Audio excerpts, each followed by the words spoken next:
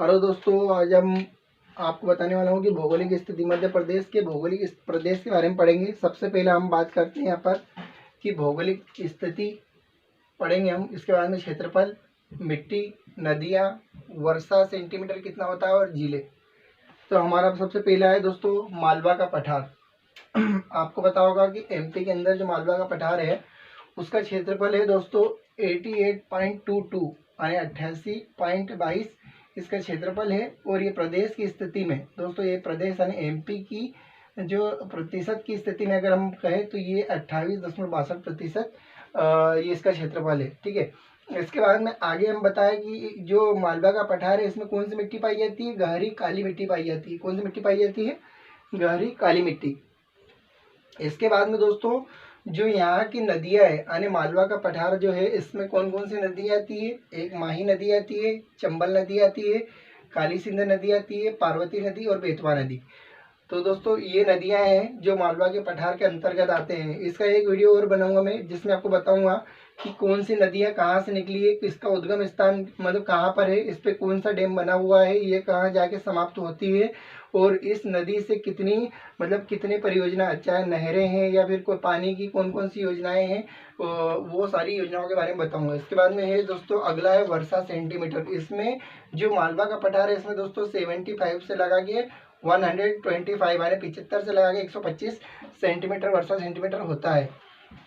और मालवा के पठार के अंतर्गत दोस्तों कौन कौन से जिले आते हैं? भोपाल आता है, धार आता है, गुना आता है, रतलाम, झाबुआ, मंदसौर, देवास, सीहोर, शाजापुर, आगर मालवा, विदिशा और रायसेन और सागर। ये जो है ये जिले ये मालवा के पठार के अंतर्गत आ सकते हैं। आप बोलोगे दोस्तों कि इसमें प्रश्न कैसे बन सकता है? मैं आपको बता दूं प्रश्न कैसे बनेगा।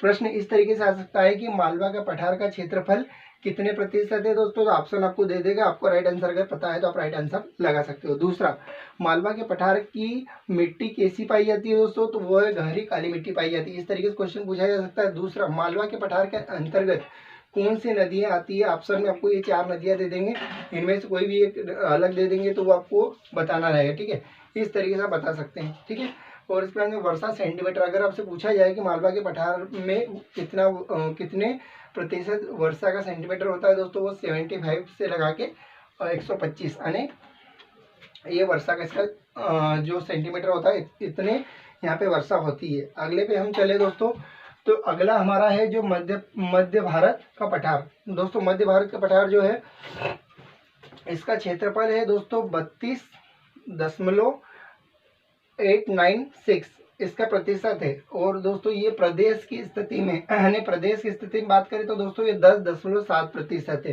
क्वेश्चन इस तरीके से पूछा जा सकता है कि मध्य प्रदेश का पठार एमपी में कितने प्रतिशत है, माने मतलब एमपी के मध्य भारत का पठार कितने प्रतिशत है दोस्तों? तो वो है 10.7%। ठीक है, इसके बाद में दोस्तों ये पूछा जा सकता है कि मध्य भारत का पठार कितना क्षेत्रफल है दोस्तों? तो वो 32.89 यानी 896।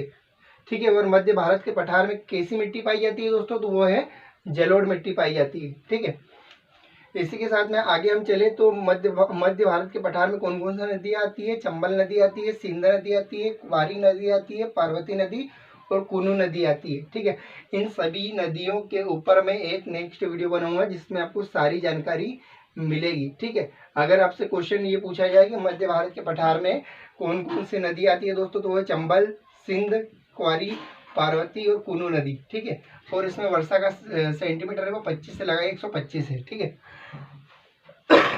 इसमें जो जिले हैं वो भिंड, मुरैना, श्योपुर, ग्वालियर, शिवपुरी, गुना और नीमच है। ठीक है, आगे चले हम बुंदेलखंड का पठार। ठीक है, आपने सुना होगा कि पहले आपने कहानी सुनी होगी या फिर एक लेसन सुना होगा कि बुंदेले हर बोलो के मुंह। हमने सुनी कहानी थी, खूब लड़ी मर्दानी वो झांसी वाली रानी थी। तो दोस्तों बुंदेलखंड आप समझ गए होंगे। बुंदेलखंड कौन से मतलब कौन सी जगह यानी कौन सी स्टेट से आता है दोस्तों? तो ये झांसी से आता है यानी जिस एरिया में है। इसके बाद में हम बात करें कि जो बुंदेलखंड का पठार है उसका कितना क्षेत्रफल है, तो दोस्तों उसका क्षेत्रफल है 23.733% इसका क्षेत्रफल है। और अगर प्रदेश की स्थिति में बात करें दोस्तों तो ये 7.7%। ठीक है, और यहाँ की जो मिट्टी है वो कैसी पाई जाती है बुंदेलखंड की, काली लाल मिट्टी, काली लाल मिट्टी और बलुई दोमट मिट्टी पाई जाती है कहाँ पर, बुंदेलखंड में। और यहाँ पे कौन कौन सी नदियाँ है, यहाँ पे सिंध, बेतवा, पहुँच और धरसान और केन नदी, ठीक है। ये 5 नदियाँ कहाँ पर है, बुंदेलखंड के पठार के अंतर्गत। और यहाँ पे वर्षा का जो सेंटीमीटर है दोस्तों कितना है, 75 से 125। इसके बाद में दतिया इसमें जिला है, और दतिया के बाद में छतरपुर है, टीकमगढ़ है, शिवपुरी है, ग्वालियर है, भिंड है, ठीक है।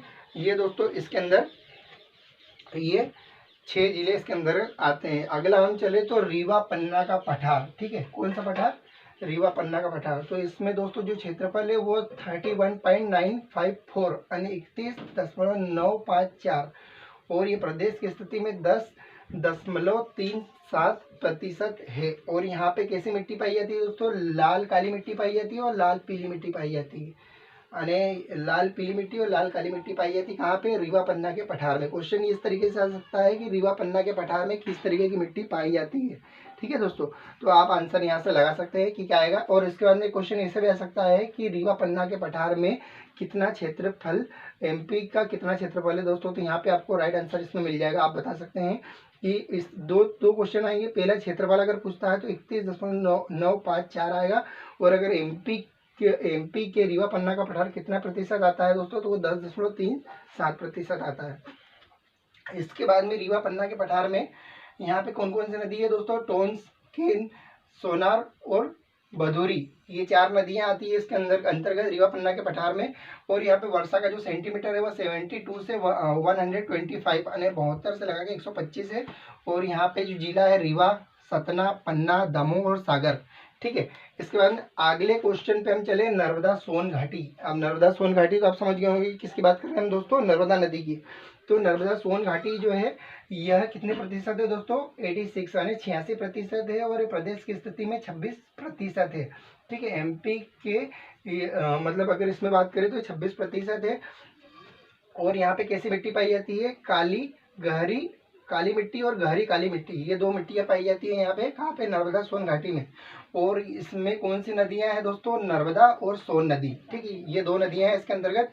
इसके बाद में इसमें वर्षा का जो सेंटीमीटर है वो 70 से 140 है। और इसके अंतर्गत आता है शहडोल, बड़वानी, मंडला, डिंडोरी, जबलपुर, नरसिंहपुर, और इसके बाद में होशंगाबाद, रायसेन, हरदा, खंडवा, खरगोन, धार और देवास, ये जिले इसके अंतर्गत आते हैं, ठीक है। इसके बाद में आगे चले हम दोस्तों, सतपुड़ा के मेकल श्रेणियाँ। अगला है हमारा सतपुड़ा के मेकल श्रेणियाँ। इसके अंतर्गत इसका क्षेत्रफल जो है 34% है और इसका 11% है, काली और गहरी काली मिट्टी, ठीक है। इसके अंतर्गत तवा नदी आती है, तवा, बेतवा, जोहिला, नर्मदा, ताप्ती और शंकर और हिरन नदी, ये नदी इसके अंतर्गत आती है। इसके बाद में इसमें जो है 65 से 150 सेंटीमीटर यहाँ पे वर्षा होती है। और इसमें जिले कौन कौन से आते हैं, खंडवा, खरगोन, बड़वानी, बैतूल, बालाघाट, छिंदवाड़ा और सिवनी, ये जिले इसके अंतर्गत आते हैं। इसके साथ में दोस्तों क्वेश्चन इस तरीके से पूछा जा सकता है कि सतपुड़ा मेकाल श्रेणी के अंतर्गत कौन कौन सी नदियाँ आती है दोस्तों, तो वो है तवा, बेतवा, जोहिला, नर्मदा, ताप्ती, शंकर और हिरन, ये नदियाँ आती है। अगर क्वेश्चन इस तरीके से पूछा जाए, सतपुड़ा मेकल श्रेणी में कैसी मिट्टी पाई जाती है, तो दोस्तों सतपुड़ा मेकल श्रेणी में कैसी मिट्टी पाई जाती है, वो है काली और गहरी काली मिट्टी पाई जाती है, ठीक है। एक क्वेश्चन ऐसा भी बन सकता है कि सतपुड़ा मेकल श्रेणी के अंतर्गत कितना क्षेत्रफल आता है दोस्तों, तो वो 34% आता है। और प्रदेश की स्थिति में बात करें तो दोस्तों 11% आता है। इसके बाद में आगे हम चले, बघेलखंड का पठार। बघेलखंड का पठार के अंतर्गत दोस्तों इसके अंतर्गत 26% इसका क्षेत्रफल है। और प्रदेश की स्थिति में दोस्तों इसको बात करें तो 7%। आप इसमें कंफ्यूज हो सकते हैं कि सर ये 2 ऑप्शन क्या है, तो मैं आपको बता दूं कि जो बघेलखंड का पठार यानी क्षेत्रफल की बात करें तो दोस्तों 26% है, ठीक है। और अगर स्थिति की बात करें इसके अंतर्गत तो वह 7%, ठीक है। अब इसके अंदर कौन सी मिट्टी पाई जाती है दोस्तों, काली मिट्टी पाई जाती है, काली लाल मिट्टी और बलुई और दोमट मिट्टी पाई जाती है। अगर क्वेश्चन इस तरीके से आ जाता है कि बघेलखंड के पठार में कौन सी मिट्टी पाई जाती है दोस्तों, तो आपके पास ऑप्शन इस तरीके से दिया जाएगा, काली मिट्टी, लाल मिट्टी, बलुई मिट्टी और सभी। तो आपको ऑप्शन क्या लगाना है? सभी। इसके बाद में अगला है इसमें कौन सी नदी है? सोन नदी, जोइला नदी और गोपड़ नदी, बनास नदी। ठीक है, और इसके अंतर्गत कितने सेंटीमीटर? 62 से 150 सेंटीमीटर की वर्षा होती है। और इसमें कौन कौन से जिले आते हैं? सिंधी, शहडोल, उमरिया और मुड़वारा, जबलपुर। तो इस तरीके से दोस्तों इसके अंतर्गत जो प्रश्न है वो यहाँ पे बन सकते हैं। ठीक है, और आपको ये मैं बता दूं कि इस तरीके के जो इसमें क्वेश्चन बनेंगे वो आपको इससे रिलेटेड लिंक करना है। क्वेश्चन इस तरीके से आ सकता है, मैं आपको बता दूं कि मध्य प्रदेश का क्षेत्रफल पूछा जा सकता है। ठीक है, प्रश्न में मध्य प्रदेश की मिट्टी पूछी जा सकती है, नदियाँ पूछी जा सकती है, और एक प्रश्न वर्षा सेंटीमीटर के ऊपर भी पूछा जा सकता है। ठीक है, ये चीज़ें इसमें पूछी जा सकती है। और क्वेश्चन आपको सीधा ना पूछे उल्टा भी पूछा जा सकता है। ठीक है, कि इस तरीके से पूछा जा सकता है कि चंबल नदी कौन से पठार के अंतर्गत आती है? 4 ऑप्शन दे देंगे, मालवा का पठार, मध्य भारत का पठार, या बुंदेलखंड का पठार, या रीवा पन्ना का पठार। ठीक है, ऐसे 4 ऑप्शन दे देंगे, इनमें से आपको पता होना चाहिए कि किसके अंतर्गत है। तो दोस्तों आपको इनको इस तरीके से इंटरलिंक करने की आवश्यकता है। ठीक है, और अगर कोई डाउट वगैरह हो तो आप मुझे कमेंट कर सकते हैं। और वीडियो अच्छा लगा हो तो दोस्तों इसे ज़्यादा से ज़्यादा इसको शेयर करें। धन्यवाद।